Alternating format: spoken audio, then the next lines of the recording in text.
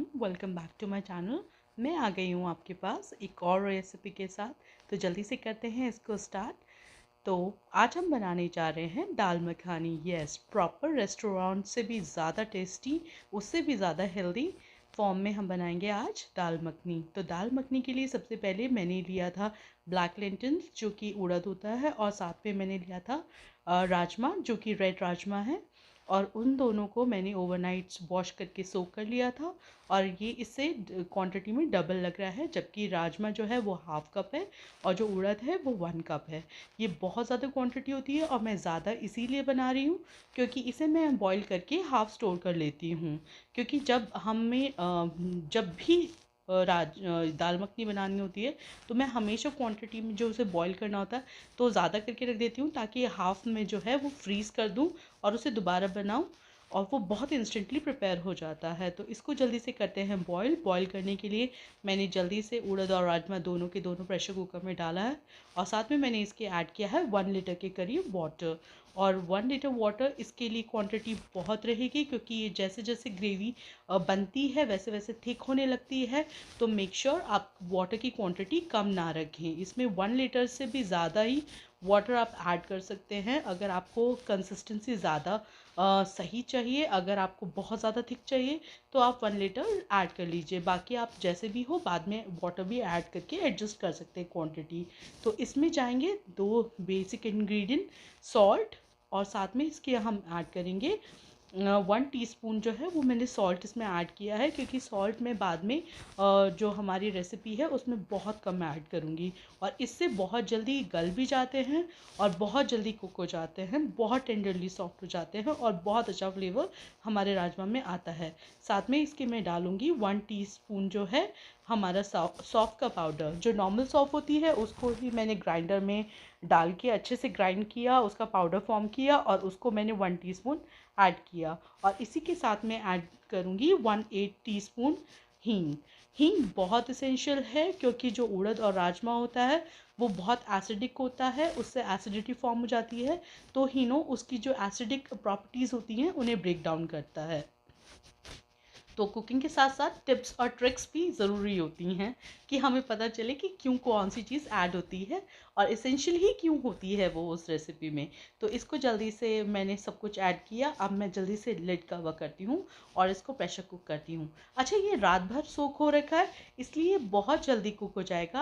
अगर आप इसको विसल के तरीके से देखें तो आप इसे 4-5 विसल्स में अच्छे बिल्कुल टेंडर सॉफ्ट जो राजमा और उड़द है वो गल जाते हैं। और अगर आप मेरी तरीके से इसको बनाना चाहें तो मैं 1 प्रेशर कुक करने के बाद जो फ्लेम होता है उसको लो करके और उसको 5 मिनट्स के लिए एज इट इज़ छोड़ देती हूँ और उसके बाद गैस ऑफ कर देती हूँ।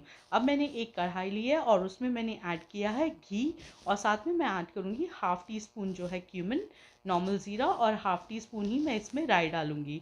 इन दोनों को जो दाल मखनी होती है उसके साथ बहुत अच्छा टेस्ट आता है। और कोशिश कीजिए, अगर आपके पास घी नहीं अवेलेबल है तो आप इसे किसी भी एडिबल ऑयल में बना सकते हैं, लेकिन घी में इसका जो फ्लेवर है वो बहुत ज़्यादा इन्हांस हो जाता है। साथ में मैं इसके ऐड करूँगी 4 चॉप्ड गार्लिक। गार्लिक बहुत मस्ट होती हैं जब भी हम रेस्टों में जो हम खाते हैं, और उसमें बहुत अच्छा अरोमा आता है वो गार्लिक की वजह से ही आता है। आप चाहें तो ग्रेट करके जिंजर भी इसमें ऐड कर सकते हैं इस पॉइंट पे, पर मुझे ये बहुत ज़्यादा इंस्टेंटली प्रिपेयर करना था, विद इन 5 मिनट्स। तो इसीलिए मैं इसको आपको बहुत इंस्टेंटली प्रिपेयर करके दिखा रही हूँ। आप देख रहे होंगे पीछे मेरा चॉपर भी चल रहा है, वो भी इसीलिए कि मुझे बहुत इंस्टेंटली इसको प्रिपेयर करना था। तो बस इसी पॉइंट पे मैंने इसको हल्का सा गोल्डन होने देना है। गोल्डन ज़रूर कीजिए गार्लिक को। गोल्डन होने के बाद दाल मखनी का टेस्ट बहुत ज़्यादा अच्छा आता है। अगर आपने कभी इस मेथड से नहीं बनाई तो मेक श्योर आप इस मेथड से बनाएं और आप खुद डिफरेंस देखें कि दाल मखनी का जो आपका फ्लेवर है वो कितनी ज़्यादा ज़्यादा इंक्रीज हो चुका है। तो आप इस पॉइंट पे ऐड करेंगे इसमें 1 टीस्पून जो है जिंजर पेस्ट और 1 टीस्पून गार्लिक पेस्ट, और इसमें ऐड करेंगे हम हमारा जो ग्रेटेड अनियन और टमाटो है। और उसको भी आप अच्छे से, प्लीज़ कभी भी चॉप करके नहीं डालिए, ग्रेट करके ही डालिए। अगर ग्रेट करके नहीं डाल सकते तो आप प्योरी फॉर्म में इसको एक साथ ब्लेंडर में ग्राइंडर में डाल के ग्राइंड कर लीजिए। क्योंकि उससे जो प्योरी होती है वो हमारी थिक होती है। अगर आप चॉप करके डालेंगे तो उसका फ्लेवर उतना अच्छा नहीं होता। हमें एक थिक ग्रेवी बनानी है, तो इसको हमें कुक करना है जस्ट फॉर अ मिनट, जब तक कि आपको साइड में ऑयल देखो रिलीज होता हुआ दिखेगा और हमारा जो घी है वो साइड से आपको दिख रहा होगा सेपरेट होने लगा है। दैट मीन्स जो हमारे अनियन है वो हाफ कुक हो चुके हैं और हमें इसी पॉइंट पे उसको चाहिए था कि उसकी रॉनेस चली जाए बस, और वो ऐसे पॉइंट पे कुक हो जाए। तो ये बहुत इंस्टेंटली प्रिपेयर हो जाती है रेसिपी। और मेक श्योर क्योंकि हमने इसमें घी की क्वांटिटी कम रखी है, सिर्फ 2 टीस्पून ही डाले, तो वो नीचे से जलने ना लगे, इसलिए आप थोड़े थोड़े पॉइंट पे उसको अच्छे से स्टर करें। तो इस पॉइंट पे मैंने इसमें ऐड किया है हमारे ड्राई इंग्रेडिएंट, जो कि है ½ टीस्पून चिली पाउडर, ½ टीस्पून मैं इसमें ऐड करूँगी कोरिएंडर पाउडर, और ½ टीस्पून ही मैं इसमें ऐड करूँगी टर्मरिक पाउडर। अच्छा, इसमें किसी चीज़ की भी क्वांटिटी आप अपने अकॉर्डिंगली कम या ज़्यादा कर सकते हैं। बहुत लोग होते हैं जिन्हें कोरिएंडर सूट नहीं करता या टर्मरिक नहीं सूट करता या चिली बहुत कम खाते हैं, तो आप इनकी क्वांटिटी कम कर सकते हैं, नॉट एन इशू। ठीक है, बट मैं आपको जो ऑथेंटिकली बनती है रेस्टोरेंट में जैसे बनती है, मैं आपको वही बता रही हूँ। और इसको हमें कुक करना है तब तक जब तक कि ऑयल सेपरेट ना होने लगे। चिली मैंने कम यूज़ की थी, और इसमें एक कलर लाने के लिए मैंने इसमें ½ teaspoon Kashmiri red chilli powder डाला है। अगर आप चिली ज़्यादा यूज़ करेंगे 1 टीस्पून के करीब, तो आपको कश्मीरी रेड चिली पाउडर डालने की ज़रूरत नहीं है बिल्कुल भी। और अगर आप चाहें तो आप इसकी जगह फूड कलर भी यूज़ कर सकते हैं, बट मैं फूड कलर के साथ थोड़ा कंफर्टेबल नहीं हूँ, इसीलिए मैं इसमें Kashmiri red chilli powder add कर रही हूँ। तो इसको अच्छे से करेंगे मिक्स, और इसको करेंगे तब तक के कुक जब तक कि इसमें जो ऑयल है वो सेपरेट ना हो जाए। और इस पॉइंट पे मैं इसमें डाल रही हूँ दाल मखनी मसाला। दाल मखनी जो पाउडर है वो मेरा होममेड है।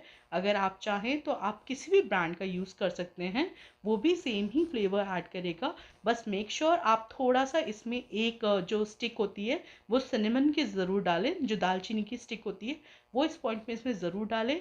मेरे हस्बैंड दालचीनी से एलर्जिक है, इसीलिए मैं कभी भी सिनेमन यूज़ नहीं करती। तो हमारी ग्रेवी ऑलमोस्ट कुक हो चुकी थी, बहुत अच्छा कलर आ चुका था, और इस पॉइंट पे मैंने इसमें ऐड किया हमारा उड़द और राजमा। और बस इसको ऐड करने के बाद मैं एक बॉईल जैसे ही दूंगी, ये खुद ही थिक होने लगेगा और इसकी कंसिस्टेंसी बिल्कुल परफेक्ट हो जाएगी। देखिए ऑयल में जो रिलीज़ हो जाता है, उसके बाद जब हम लेंटिल इसमें डालते हैं, जब हम उड़द राजमा डालते हैं, तो ये हमें थोड़ा रनी फॉर्म में लगता है। लेकिन वाटर हमेशा ज़्यादा ही रखिए, क्योंकि जैसे जैसे ये थोड़ा कूल डाउन होगा तो ये थोड़ी थिक कंसिस्टेंसी में आ जाएगा। और इस पॉइंट पे मैंने इसमें ऐड किया है लगभग 2 टीस्पून के करीब बटर। मैं वाइट बटर प्रेफर करती हूँ। अगर आप चाहें तो आप इसमें सॉल्ट कम डालने के बाद अमूल का बटर यूज़ कर सकते हैं, उससे भी सिमिलर टेस्ट आएगा। लेकिन मुझे लगता है पर्सनली कि वाइट बटर से इसका जो टेस्ट होता है वो और ज़्यादा इन्हांस होता है।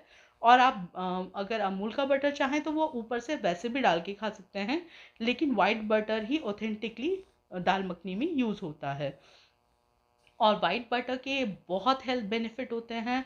अगर आप नहीं बनाते हैं घर में तो बनाना स्टार्ट कर दीजिए, बहुत इजी होता है, बहुत इजी मेथड होता है। और मैं आपसे बहुत जल्दी इसकी भी रेसिपी ज़रूर शेयर करूंगी कि मैं पर्सनली कैसे वाइट बटर ऑब्टेन करती हूँ घर में। और इसमें साथ में अब जाएगी ड्राई फेनुग्रीक लीव्स, यानी कि कस्तूरी मेथी। वही से इसे कोई गार्निशिंग की ज़रूरत नहीं होती है, इसमें कोई कोरिएंडर नहीं ऐड होता। आप बस इसमें कसूरी मेथी ऐड कीजिए और इसे हल्का सा एक बॉईल दीजिए। और इसकी कंसिस्टेंसी मैं आपको दिखा देती हूँ। देखिए जैसे जैसे ये कूल डाउन होती रहेगी ये थिक होती रहेगी, यही परफेक्ट दाल मखनी होती है। तो ये रेडी हो चुकी है, देखिए मैं आपको दिखा देती हूँ। और मैंने इसको फ्रेश क्रीम से हल्का सा सजाया था, और ऊपर से थोड़ा सा कोरिएंडर ऐसे ही गार्निश कर दिया था। ये है इसका रेडी टू सर्व लुक। लग रही है ना टेम्पटिंग? तो इसको एक मस्ट ट्राई ज़रूर कीजिए। मैं मिलती हूँ आपसे बहुत जल्द एक और नई रेसिपी के साथ। और मुझे ज़रूर कमेंट में लिखिए अगर आपको कोई रेसिपी मुझसे जाननी है, कोई डिश आप चाहते हैं कि मैं आपसे शेयर करूँ। और मैं आपसे बहुत जल्द मिलूँगी एक और नई डिश के साथ, एक और नई रेसिपी के साथ। तब तक कि मुझे दीजिए इजाज़त। Thanks for watching, bye bye, and do like and share, subscribe to my channel.